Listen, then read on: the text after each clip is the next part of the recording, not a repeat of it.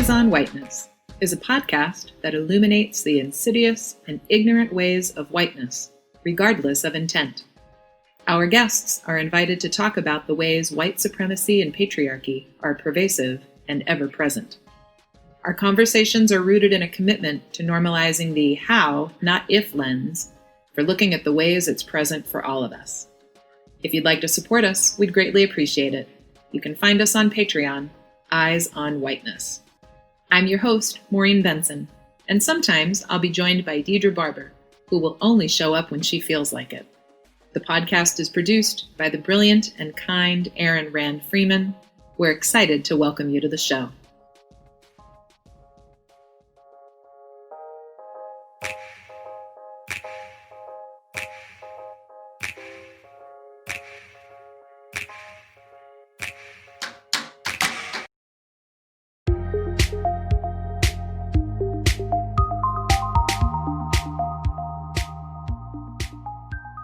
Poet and spoken word artist Roger Bonner-Agard was born in Trinidad and Tobago and moved to the United States in 1987. His collections of poetry are vast and celebrated, even being a long list finalist for a National Book Award. He is a two-time National Poetry Slam champion and has appeared on programs and stages around the world. A former Cave Canem Fellow, Bonner-Agard performs his work and leads workshops internationally. He has been a writer in residence with Vision into Art and a poet in residence with Young Chicago Authors. He is the co-founder and artistic director of the Louder Arts Project and teaches poetry at the Cook County Temporary Juvenile Detention Facility in Chicago. Now that the professional and academic bio is out the way, I have to share a personal intro because he's one of my favorite human beings. I met Roger in 2005 and we both quickly realized that we were to be connected for life. We've traversed journeys that have had us each excavate deeply rooted brainwashing across race and gender, found joy as we healed from traumas and create a powerful reciprocity in each other's learning. I'm forever grateful for him in my life and in awe of the ways he shows up in humility, learning, and love. A content warning for today's episode is Roger speaks candidly about grappling with allegations of sexual assault. Welcome, Roger Bonner-Agard. Roger Anthony, welcome. Thank you. It is good to see your face, as I said earlier before we started recording, but yeah, good to see yours too. An amazing delight to get to connect sort of we're deep friends, but in a more collegial way. So thanks. Right. I mean, I also feel like it's really a meta experience in that way, because I feel like the deepening of our friendship came actually through these same kinds of conversations. So, I don't feel like they've ever been separate from the friendship as such. So, anyway. We shall demolish all evidence of whiteness out the gate by not allowing anything to be compartmentalized, because Right. True, right? I think that, it's been 15 years, we realized the other day. And we met through some friends, but also really quickly did get connected through conversations about race through working at a school. And with Yes. Yeah. And it is different times. Neither of us are in nearly remotely similar situation. Man, yeah. and that's even before you talk COVID, but I think the thing about quarantine and the time we're in and the uncertainty of not just when we're going to reopen, but who we're going to be as people beyond this is simply the sense of distance, the sense of increasing distance that you have between everything. Like, you are no longer just a 5-hour plane ride away. Like, you're a distance that, as far as I'm concerned, is only going to be traversed in my own car right now, and and stopping in the bushes to pee, because I'm not stopping in a truck stop anywhere between now and 2021. Yes. So anyway, yeah, it just increases the sense of that distance in a way that we were talking the other day, and we've been talking off and on over the years about, if the shit breaks down, what are we going to do, and about where we where are we going to secure the land at, and who are we going to, where are we going to meet up? And I feel as though I've always known I would live through a time where I would have to actively consider it, but at the same time you get to it and you never know you're actually going to get to the point where you're going to be like, okay, it might be the land up where you are, and we could be a couple months away from saying, okay, I'll meet you there in 2 weeks, and so it feels like that's the time we're living in. Yeah, I had a huge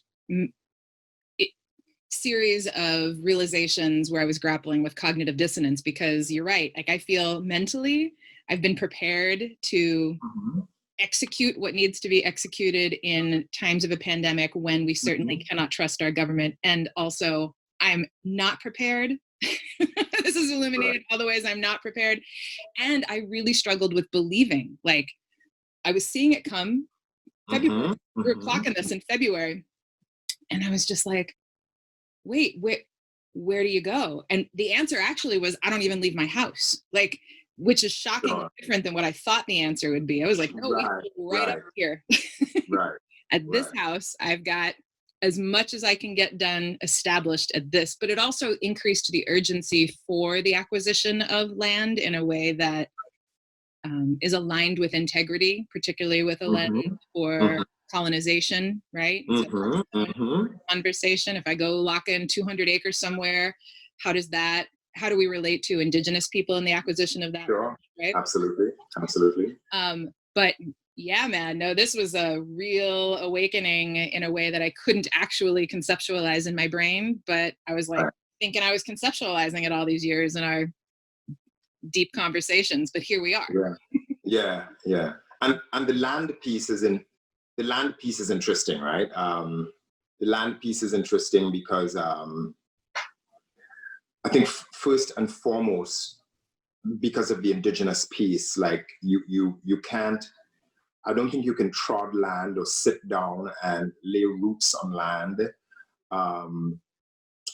or even do ceremony on land of any kind, whether it is a Christian ceremony or otherwise, without recognizing, without paying homage in some way or another to the fact that other people who lived there and who trod that land were forcibly removed from it.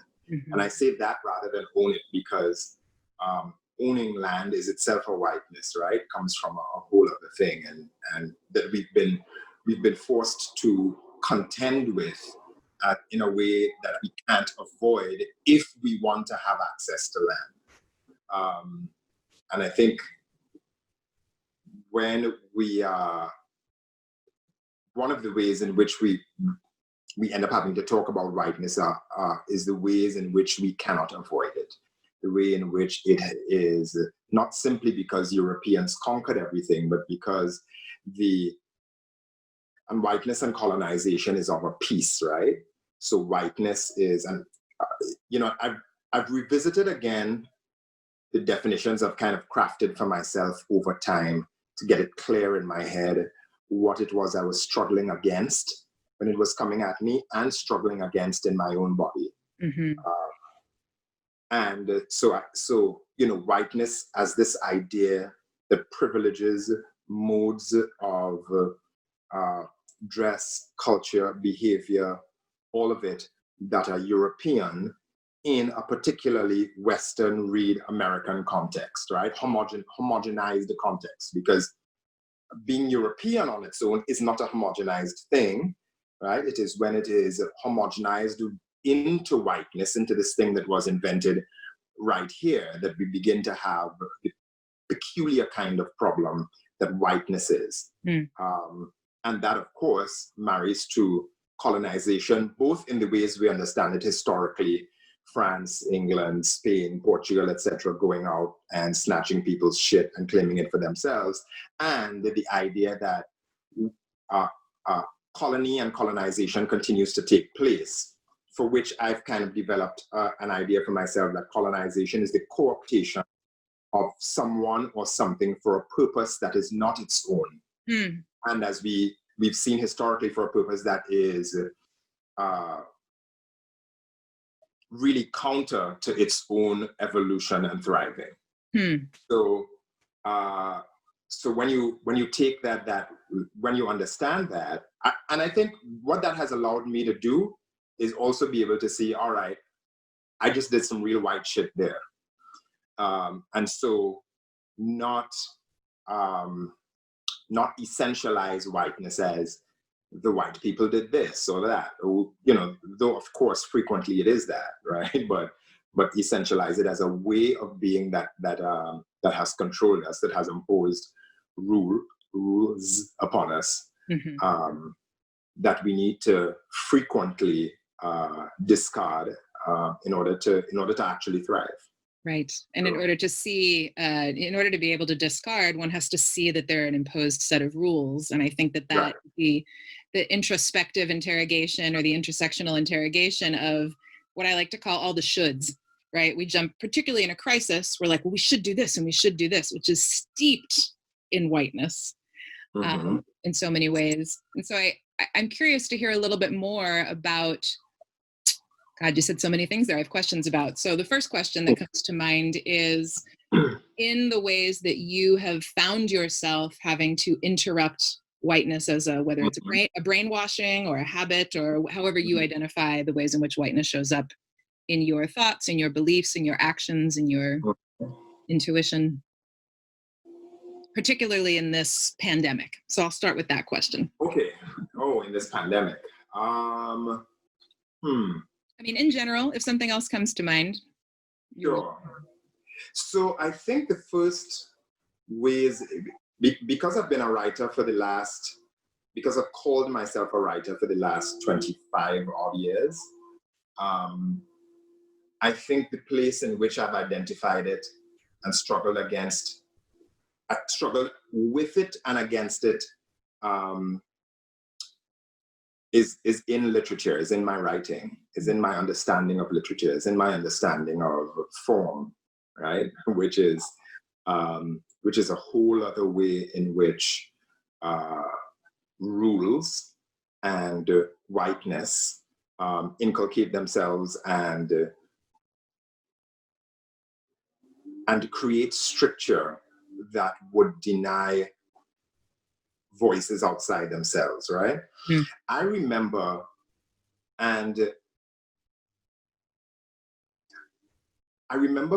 many years ago being on a panel with Amiri Baraka, and Amiri Baraka is talking about, you know, people are talking about this and that, and people are talking about slam poetry, and he's like, fuck slam. And at that time, I'm really deeply in slam, and I'm like, but you can't say that, like, da, da. And then somebody else is talking, and so somebody else says form, and he's like, fuck form.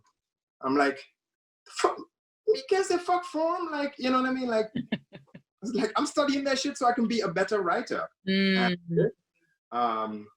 he has also studied all the form and has been a better writer and has come to a place where he's able to break out of it, right? Yeah. And I remember the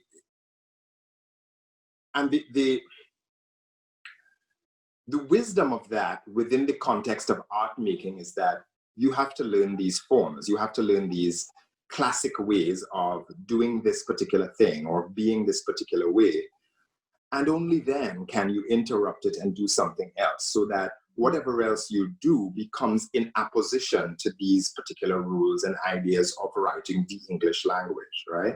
So is that like you must learn the tools in order to not use them? Correct, right? You have to do that in order to be able to break out. I feel the same way about people who say, in order to be able to do these are the kinds of music, well, you should learn the piano first. Like, nah, nigga, not really. I don't actually think that. I think within some particular contexts, absolutely. But I don't think to absolutely be the greatest drummer in the world, you need to learn to play piano first. If you want to be a musician, of course it helps to know as many musical instruments as possible. But within the context of our westernization, we simply have not figured out how to become as brilliant as these motherfuckers, starting with drum first, or starting with string first, or starting with voice first, right? Before moving out to other things. And I think that the same thing, I couldn't see it at the time, right? But Amiri had discovered through his own writing, through his own struggling against whiteness, which his career was all the way about, that as a matter of fact, those things that people were calling form, that one ought to pay reverence and respect to in order to write well, are the things that also kept people in particular boxes, paying obeisance to particular ideas. And those things are whitenesses, and those things don't allow other ideas to thrive and to evolve the way they should. Right. And so it is through writing that I'm able to grapple ideologically with what that is, and then apply it to things like clothing, right? To be well-dressed is to wear a suit. Like, it's the highest form of well-dressed. It's not like people say you're not well-dressed if you wear a dashiki, but it's a different thing, right? Like, I think those of us who are deep sports fans remember Craig Hodges wearing a dashiki to the White House after the Bulls win, and that becoming the symbol of why Greg Hodges was never again played in the NBA. And so, when you talk about the way in which whiteness works, like that's one of the ways in which, and sometimes these examples pop out like that. Right. And we're like, wow, okay. He wore that dashiki, he asked Bush a question, and because he asked him a probing question, he did not play in the NBA again. Boom. A probing question to the President of the United States. Right. Wow. So the punitive nature of not adhering to whiteness is best. Yeah, the punitive nature of rules.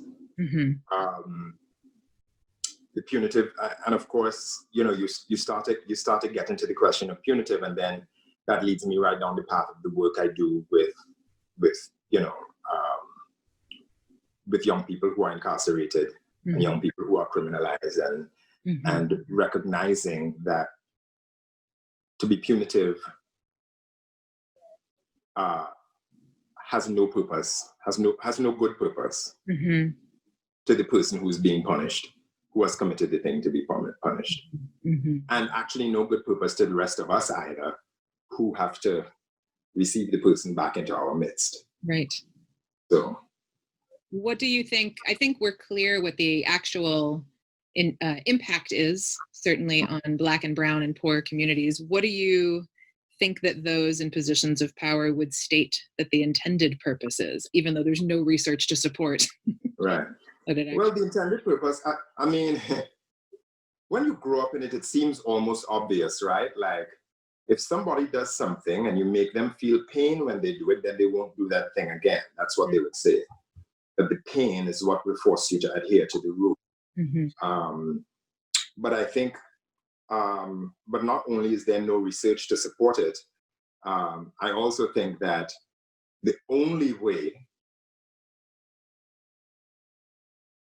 pain as a motivator to not do a thing again works is when that pain comes of the individual's own volition and received experience. A child touches a fire, gets burned, and then realizes, nah, that's not a thing, right?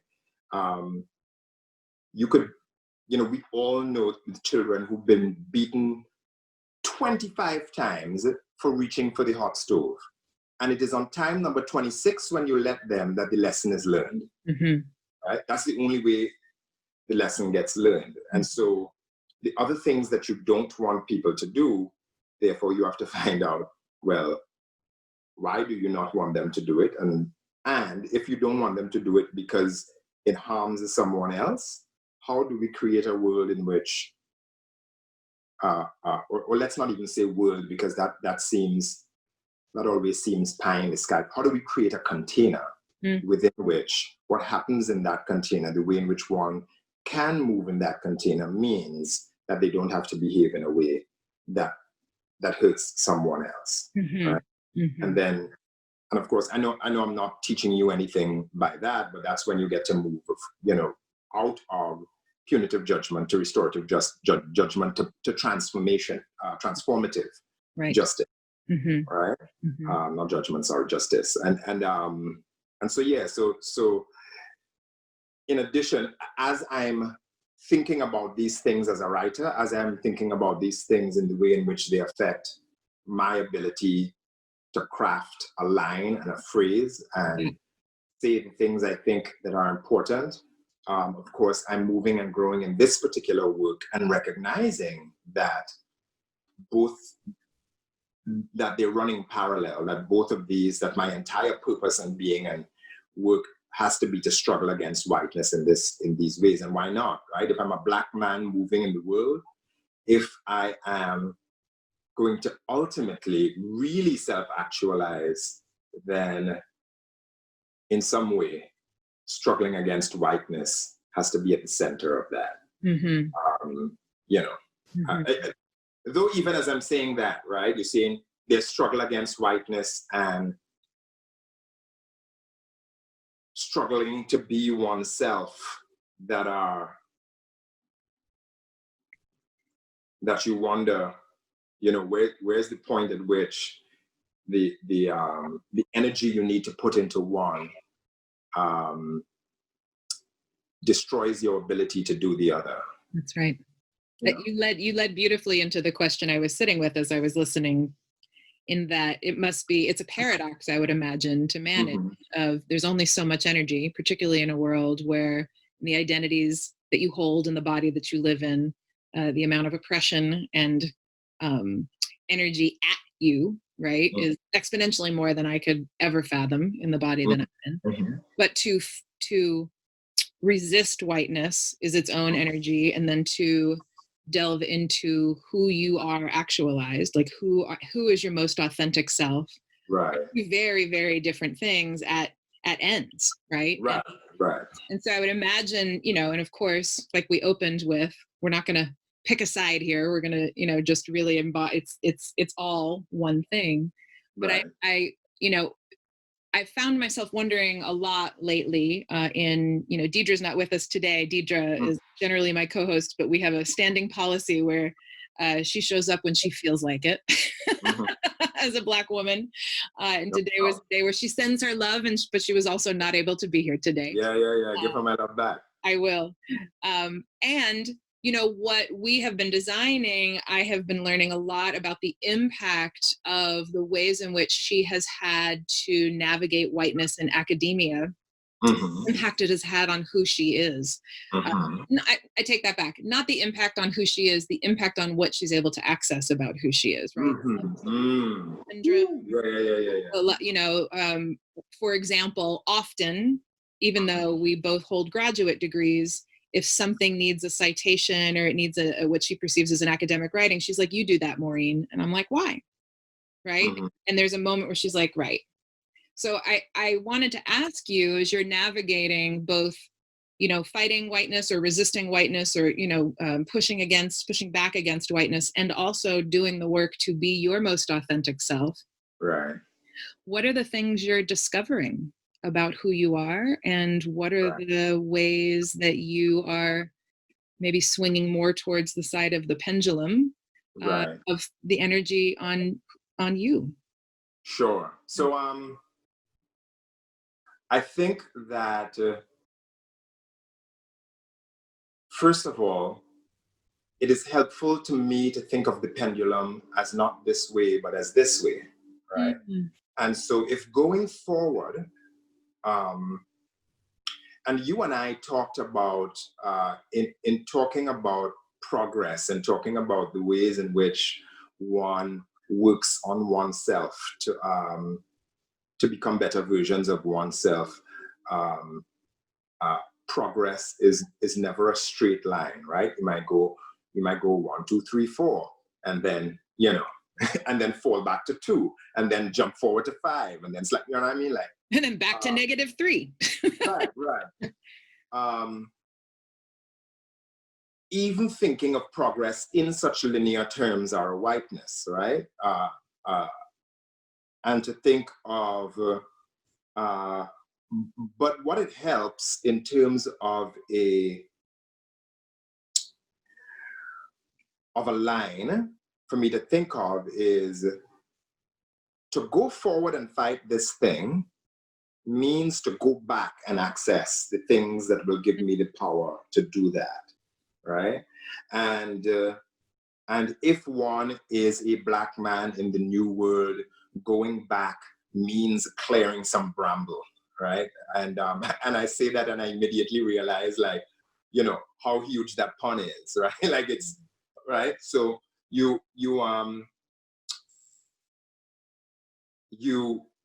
when you talk about the history of Black people in the New World, and even in the Old World, in the way in which colony and big H history has corrupted even our own understanding of ourselves, it means that sometimes you have to get really low and really quiet and listen really hard to the things that you had forgotten you heard in order to figure out that deep shit, right?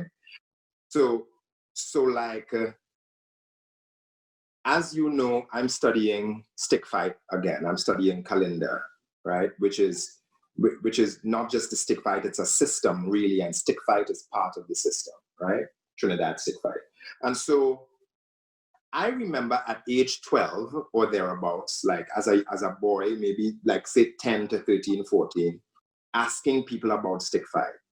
Because, you know, you hear about stick fight there, you read a little piece of it here, you know it was outlawed at one part, and people tell you no one does that anymore.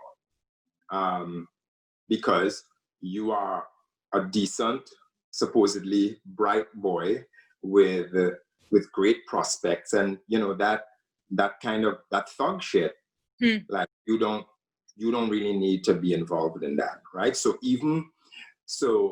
there would have been a time that maybe even people who were involved in that would have told me nobody does that anymore, because to tell a good boy like this where to find stick fight is to do him a disservice, right?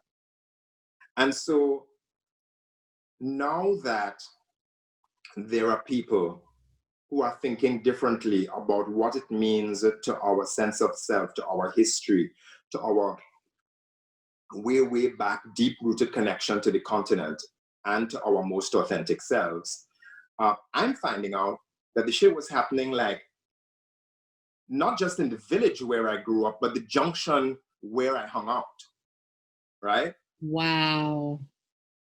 So, and I've been writing about the sounds of it. I've been writing about the music of it, which shows up in other ways, in Calypso, in Best Village, and all kinds of things in Trinidad, ever since I've been writing. And now I'm realizing that this thing has been calling me back. And only at the time that I'm able to like really listen closely am I finding where to go back and get it, right? And that is giving me a lot of the tools I need to dismantle the further whatever whitenesses I haven't already dismantled, and to be able to go forward, therefore, and become more of whom I'm supposed to be, and continue fighting other whitenesses if it is I need to be. And I want to reiterate for people who maybe cannot frame this in their heads as something other than me fighting white people, right, is that whiteness is me fighting these whitenesses is me fighting the privileging of particular ways of being. Not saying that those ways of being aren't themselves valid, right, but saying that they can't be more valid than my way of being or somebody else's way of being, right? So that they have their place in the world. They have their, if, showing up on time all the time has its place in the world. I'm not shitting on that, right? But to privilege specificity of time in all things above other things is not necessarily, that's not necessarily always going to work. Right. There's a reason that almost every brown people in the world, there's a joke where like, this is, Filipino time, Trinidad time, this is African time, this is colored people time, right? Like every brown person feels they have a time that's theirs, which means come late and stay late. You know what I mean? And so it is a continued work of figuring out where these things fit in your life in such a way that that they make of me a greater vessel of love rather than a vessel of conflict. Does that make sense? A lot of sense. Wow. Yeah. Well, and I'm really struck by the journey to sit and listen, particularly at the intersection of whiteness as a culture and patriarchy that often has, for me, one of the big overlaps that I observe is this competitiveness, right?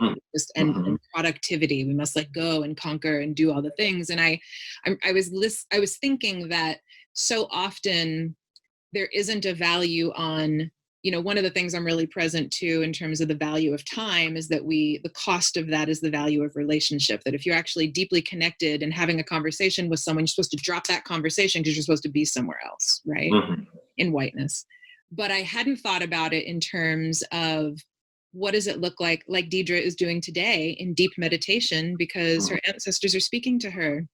And she needs to sit and listen. And so it didn't work to stick to the thing that she had on the schedule. So we have a ritual, a practice of, sure, we had talked about this, but actually, how are you today? And what is it that's happening to you? Sure, for sure. And so she's like, you know what? I'm going to pass today. And I was like, of course, right? Which is not a normal way of being in, certainly in a job world or in a corporate world.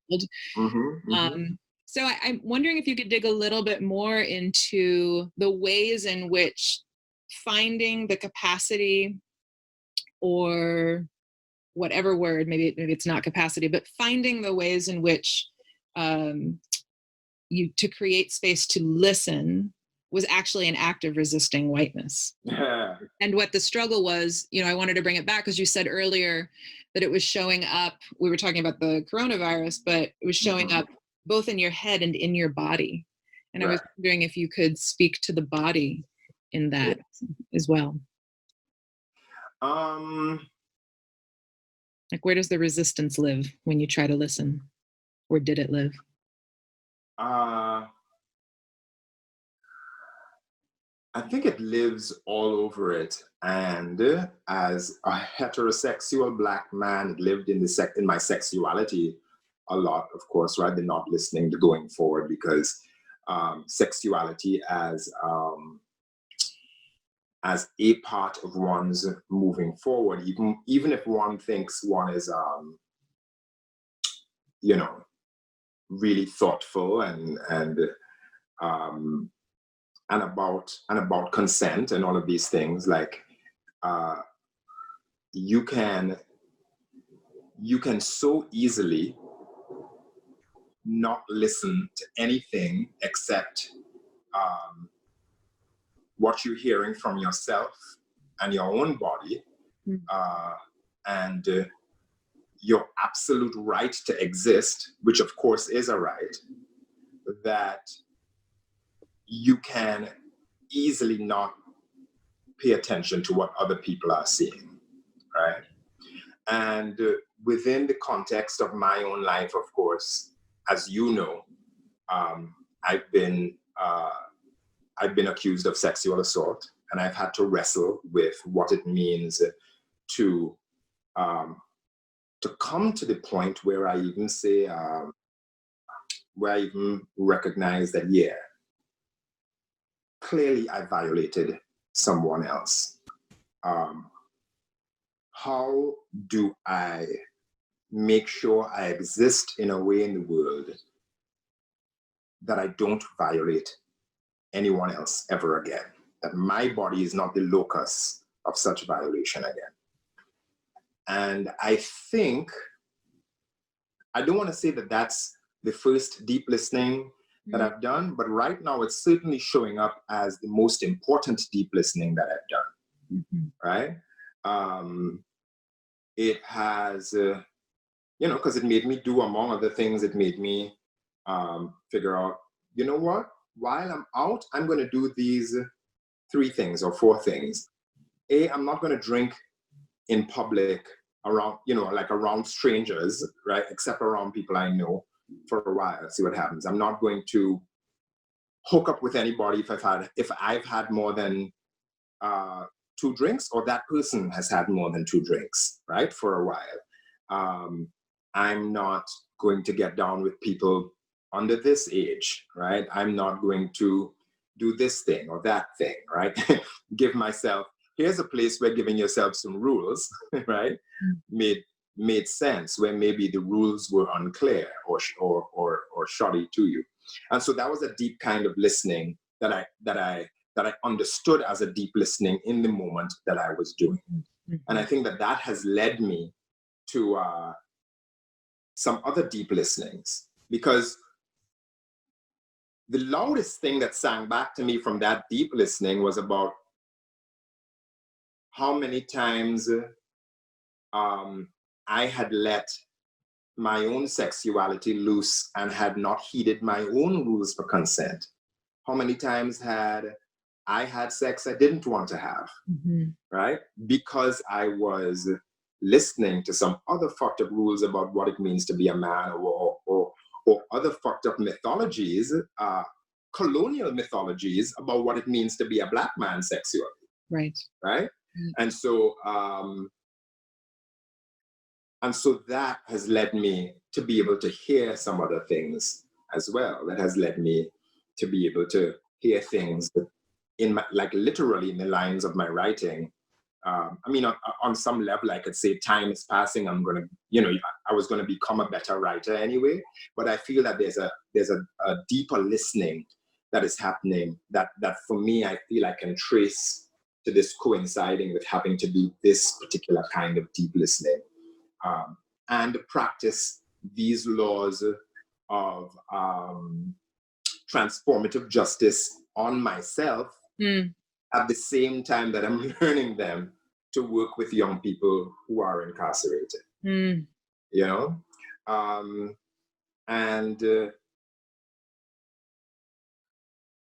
if they say, for instance, if you want to know where, how far away the train is, put your ear to the track, kind of thing, right? And anybody who has spent a little bit of time in the bush probably has a sense of how true that is. Or if there's no train coming, just put your ear to the ground and you'll realize that there's way more going on, not just right on the ground where you are, but for miles and miles around than you thought was possible. And I started to recognize that that's a thing that was also happening at the level of my personal cosmology, right? You start being able to hear your ancestors in a kind of way. I still can't really hear them like motherfuckers who really practice. Yeah, you know what I mean? But I certainly am hearing them in a way that I know when I need to call my dad, when I need to go home, when I go home, who to go talk to, and you have to clear a certain amount of space in your life to be able to hear those things. Right. So I think that's the level of the body in which it has happened to me. And I think as a result, now I hear it in other parts. These days, of course, no matter how much you try, the body's under stress. Sure. Right? Like you stay in the first couple of weeks of the quarantine, I think, I used to take naps anyway in the afternoon, but I think my naps increased to like 3 hours. Wow. I'd be up early. Sure. I would do whatever, blah, blah, blah, blah, blah. And I think, and then Matilda and I had this like flip schedule, right? Like her body was shut down in the morning. She couldn't do anything in the morning for a minute. And I would just be like, I would just scream through the morning. And at 3, my body is like, deuces, and then I can't emerge again until 6, sometimes even 7. Wow. Right? And then you come back. Now, my body is more on a more regular kind of thing. I'm not sleeping that much in the afternoon, but the tension is showing up in my back again, right? So the tightness is there in my lower back, and part of that is that for the first couple of months you can't walk. You can't walk, you can't jump on your bike, you can't do the exercise things. So there's no outlet for those things. But now I'm hearing the body tell me those things almost on a moment-to-moment basis, right? Mm-hmm. And all of those things I can trace back to that initial, you listen part of your life, because those things in my life crumbled my life and made me have to stop and listen to what was going on around me.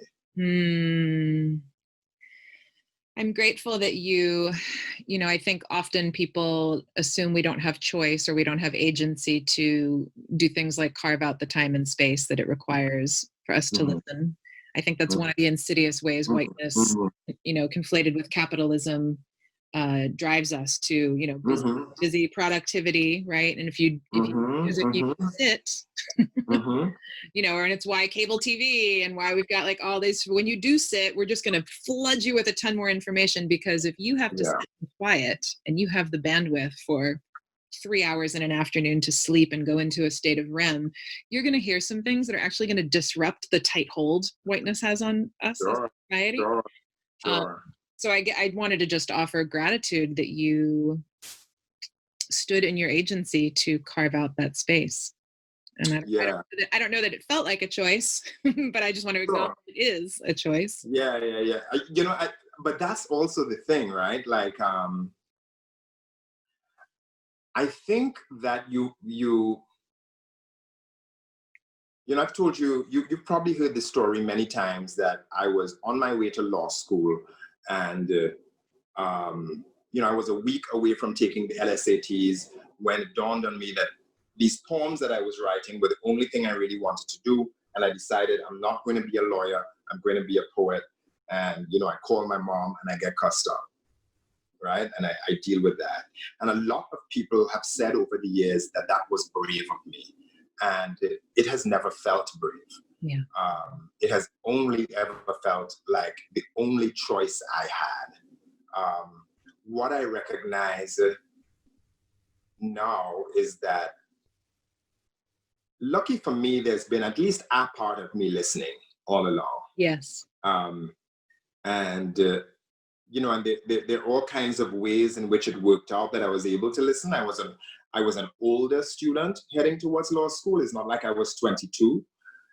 So there were different kinds of processes taking place in my brain. But it never felt like a choice. That always felt like, if I don't write these poems, I might not survive any of this. So yeah, I think that's what it is, right? Because I guess that even with no choice, there are people still making the other choice.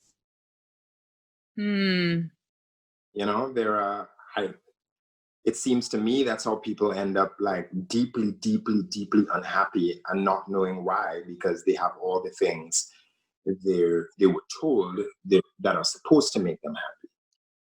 Thank you for joining part 1 of a 2-part conversation with Roger Bonera-Garde. We'll be back next week with part 2, where we go deeper into the discussion on transmuting white supremacy and patriarchy within ourselves, each other, and in our community. This is a deeply personal conversation that includes a look into our ancestry and the harm that all of us have endured from the atrocities of white supremacy.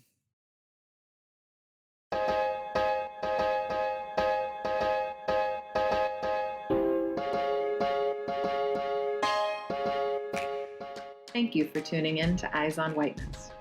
We appreciate you listening, and if you're able to support us, don't forget you can find us on Patreon, Eyes on Whiteness. Every little bit helps.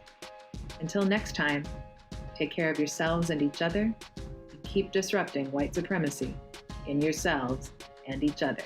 We got a lot of work to do. Take care, y'all. See you next time.